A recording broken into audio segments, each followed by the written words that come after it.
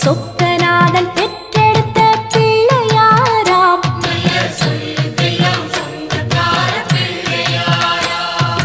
கைலாய மலைய விட்டு தெற்கே வந்தாராம். இந்த பிள்ளையாரு பட்டி கண்டு இருந்து விட்டாராம்.